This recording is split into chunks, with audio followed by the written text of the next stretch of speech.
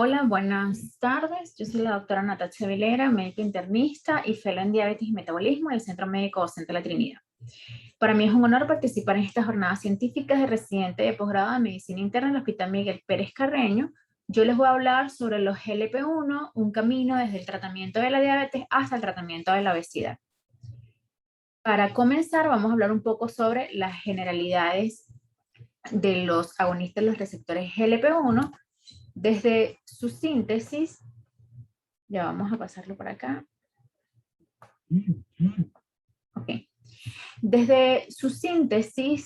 la síntesis de la excelina 4, extraída de la saliva de un lagarto de Arizona llamado el monstruo de Gila, hasta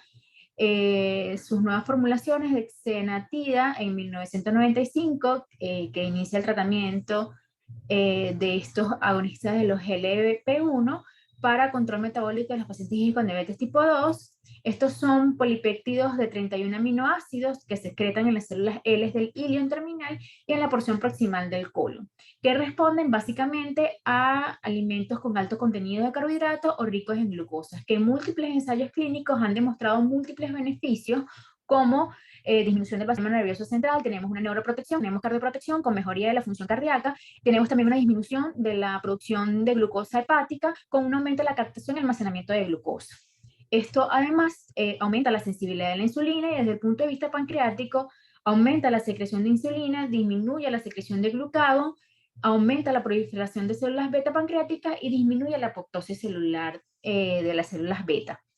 Estos medicamentos se van a diferenciar de acuerdo a su tamaño molecular en pequeñas y grandes moléculas, de acuerdo a su presentación, si son o se administra de manera subcutánea o vectura química. Aquellos que son análogos de la xenatida, se conocen tres, específicamente la xenatida de acción corta, que tiene una vida media aproximada de 2,4 horas, por eso se coloca 2 veces al día, además de la acción de xenatida de acción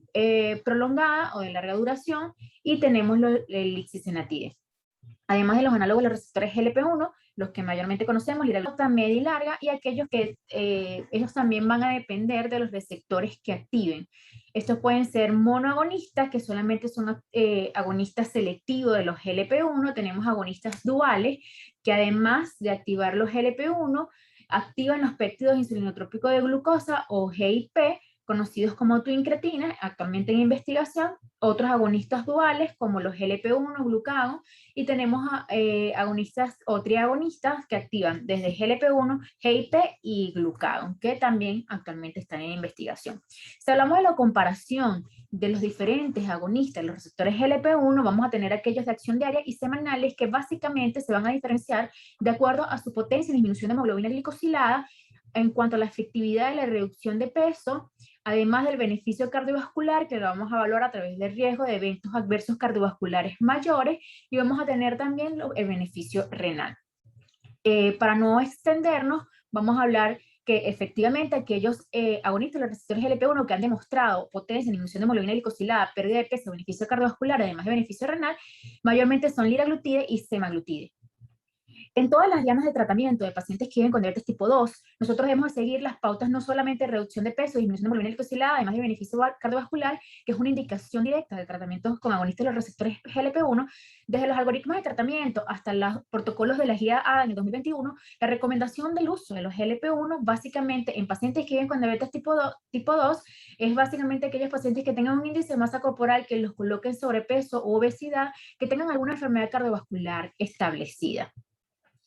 En los múltiples ensayos clínicos que se han realizado para demostrar los beneficios cardiovasculares que tienen este tipo de medicamento, en la gráfica podemos evaluar en casilla en rojo aquellos agonistas de los receptores GLP-1 que efectivamente han demostrado un beneficio cardiovascular positivo, evaluando también el índice de Maslach o la presencia de infarto agudo del miocardio no fatal, ictus no fatal, muerte cardiovascular, hospitalización por insuficiencia cardíaca, muertes por cualquier otra causa, como el semaglutide. En vista de estos beneficios ya conocidos en diferentes ensayos clínicos, que no solamente se tiene un control glicémico adecuado, sino que efectivamente la reducción de peso es adecuada en estos fármacos que no solamente básicamente reducen la hemoglobina glicosilada, sino también la glicemia pre y postprandial, además de que estos medicamentos tienen un efecto mayor positivo sobre aquellos inhibidores de los DPP4, aquí por ejemplo el uso de la sitagliptina, Se intentó realizar en este ensayo clínico de fase 3 llamado SUSTAIN, donde básicamente se evaluó el uso de semaglutida en diferentes escenarios en aquellos pacientes en tratamiento con monoterapia que fueron tratados desde el uso con inhibidores de la DPP, aquellos que se usaron con placebo, aquellos que aquellos que tuvieron tratamiento frente o añadidos a insulina basal, específicamente insulina glargina, demostrando así que efectivamente los pacientes que recibieron algún tratamiento de los receptores GLP-1 o tratamiento en semaglutide con una dosis de 1,0 demostró una reducción de hemoglobina glicosilada hasta menos de 1,8% en pacientes que recibieron semaglutide. No solamente en reducción de hemoglobina glicosilada, sino también en reducción de peso, específicamente demostrándose así su superioridad en el uso de los receptores GLP-1, de los receptores de los agonistas GLP-1, además también del uso de semaglutide a la misma dosis de 1,0%, demostrado también en este estudio llamado SUSTAIN en fase 3. En vista entonces de estos beneficios que se han evaluado en los diferentes ensayos clínicos y demostrando que efectivamente tienen una reducción de peso adecuada, se intentó evaluar entonces el uso del liraglutide y semaglutide, que son los medicamentos que se demostró en cuanto a los receptores, los GLP-1, mayor reducción de peso. Se evaluaron entonces en este estudio pacientes con sobrepeso o obesidad a una dosis mayor de 3,0 una vez al día en tratamiento con liraglutide para manejo de peso en pacientes que no tenían diabetes tipo 2, pero al menos tuviese algunos síntomas de prediabetes, con un índice de masa que lo colocara, un índice de masa corporal que los colocara en sobrepeso u obesidad. Esto fue un ensayo doble ciego, donde se hizo durante 56 semanas, se incluyó una muestra de 3.731 pacientes con 2 brazos de tratamiento, pacientes que recibieron liraglutide de 3,0 miligramos una vez al día,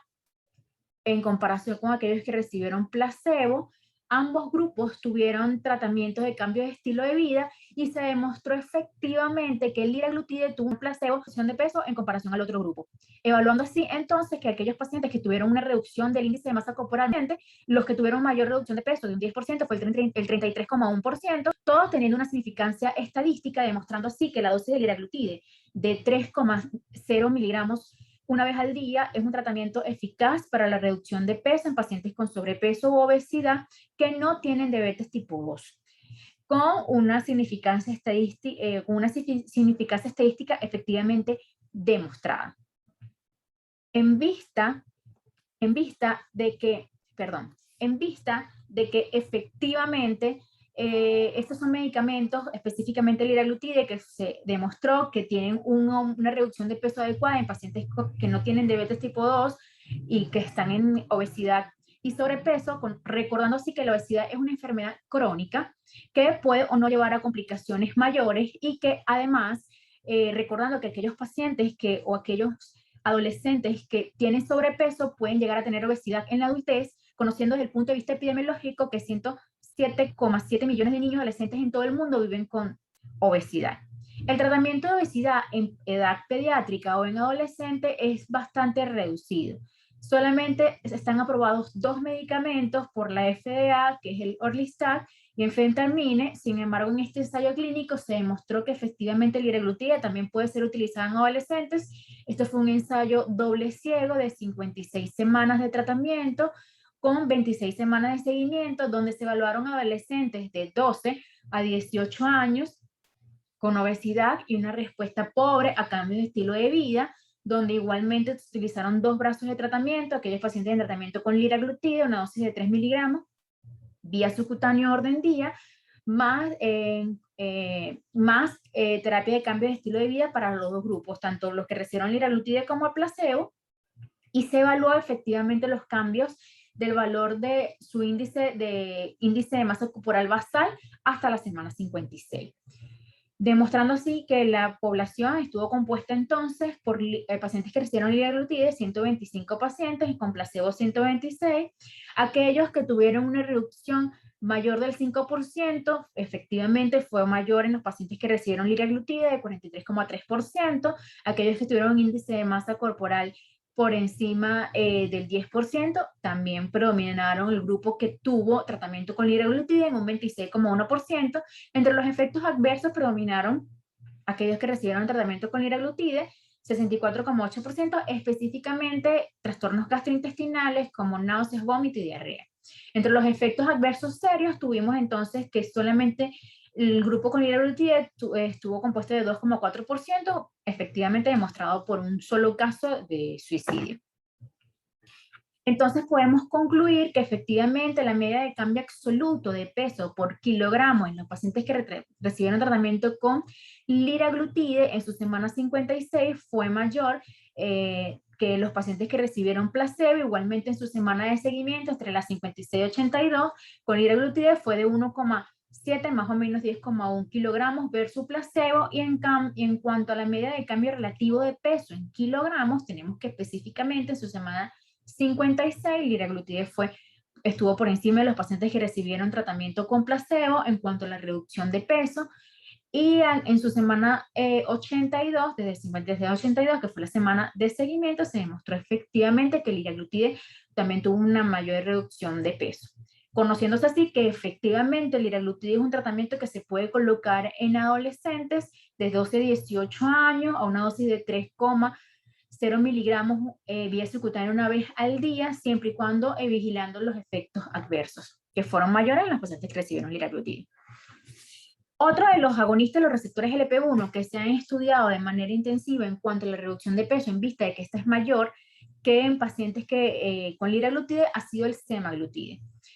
El semaglutide se estudió en 5 ensayos clínicos llamados SEN, que es básicamente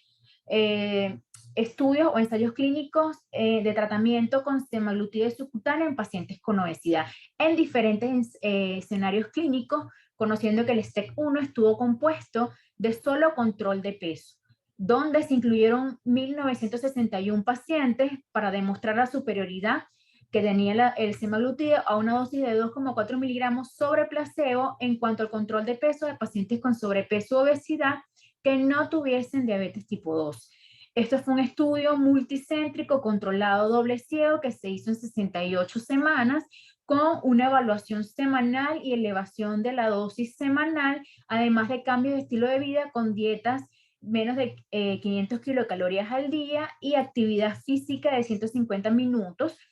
donde efectivamente se colocó y se controló a ambos grupos de pacientes. El STEC2, a diferencia del STEC1, se hizo igualmente en las 68 semanas. Aquí se evaluó control de peso, pero en pacientes con diabetes tipo 2. Estuvo compuesto de 1.210 pacientes con 3 brazos de tratamiento, semaglutide 2,4, semaglutide 1,0 y pacientes que recibieron placebo. Se evaluaron en la misma cantidad de tiempo y evaluaciones semanales con elevación de la dosis de la misma también de manera semanal. El STEC3, además del control de peso, evaluaron tratamiento intensivo conductual, donde básicamente estuvo compuesto por 61 pacientes, mismo grupo o semanas de tratamiento, mismo diseño, un estudio multicéntrico, controlado doble ciego. Se evaluaron 611 pacientes, donde efectivamente se demostró aquí. El cambio fue básicamente introducir terapias con dietas hipocalóricas y tratamientos de actividad física mucho más intensivos. En el STEC4, que es básicamente el control de peso sostenido, se evaluó 902 pacientes con 68 semanas de evaluación, un estudio multicéntrico, o más bien un ensayo clínico multicéntrico controlado doble ciego, donde se evaluaron 902 pacientes. Aquí se demostró efectivamente la dosis de 2,4 de semaglutide efectivamente sostenía el control de peso, iniciando el tratamiento en el screening o en la evaluación o antes de colocar el tratamiento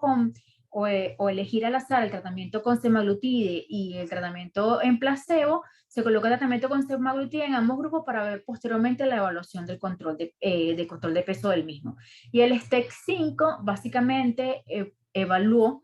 en este ensayo clínico es la persistencia o cómo se mantiene el control de peso posteriormente en el seguimiento. Estuvo compuesto de 304 pacientes, donde efectivamente se demostró si existía superioridad del uso de semaglutide 2,4 versus placebo en cuanto al control de peso, comparando tanto la seguridad y la eficacia de este tratamiento en pacientes con sobrepeso o obesidad que no tuviesen diabetes tipo 2 2 años posterior al tratamiento. Esta básicamente se extendieron las semanas a 111 semanas para posterior evaluación de control de peso una vez terminado el tratamiento. Conociendo los resultados de estos ensayos clínicos, entonces se pudo concluir que efectivamente los pacientes que recibieron semaglutide en el STEP 1 para control de peso en 2,4, tomando en cuenta eran pacientes con sobrepeso o obesidad, con un índice de masa corporal de 27, que tuviesen al menos una comorbilidad, se pudo demostrar que efectivamente con una pérdida recibieron semaglutide versus menos 2,4% de los pacientes que resultados del STEP 3, donde el paciente, además del control de peso, se colocó tratamiento intensivo tratamiento intensivo conductual, donde se incorporó dietas hipocalóricas y aumento de la intensidad del ejercicio, se pudo evaluar efectivamente reducción de peso de su índice de masa corporal de 16,0% de aquellos que tuvieron placebo, que fue de 5,7%, con una significancia estadística para ambos grupos, demostrándose también en este mismo ensayo clínico, en este mismo artículo, que no solamente existía una reducción de peso significativa, sino que también tuvimos reducción de la hemoglobina glicosilada, de hemoglobina de las glicemias en ayunas, además se conoció disminución de la presión arterial diastólica y también una reducción en cuanto a los lípidos, específicamente en colesterol total, LDL y triglicéridos. Es por esto entonces que actualmente estos tratamientos se han usado en pacientes que viven con obesidad, conociendo así que fueron tratamientos que fueron creados para para control metabólico de los pacientes que viven con diabetes tipo 2. Sin embargo, las conclusiones y los resultados que se han evidenciado en cuanto a la reducción de peso, el liraglutide y semaglutide, se han aprobado por la FDA para tratamiento de la obesidad. Son tratamientos seguros que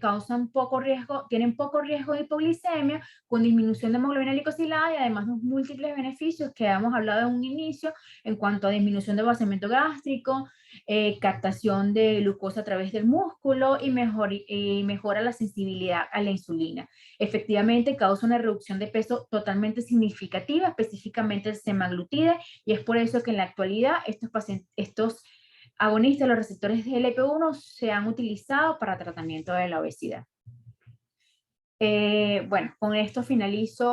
conclusiones finalizo mi conferencia. Nuevamente le doy gracias al Hospital Miguel Pérez Carreño de darme esta oportunidad de hablarles sobre los agonistas de los receptores GLP-1. Estaré atenta a cualquier pregunta que tengan o duda que tengan sobre esta conferencia. Sin más nada que agregar, me despido.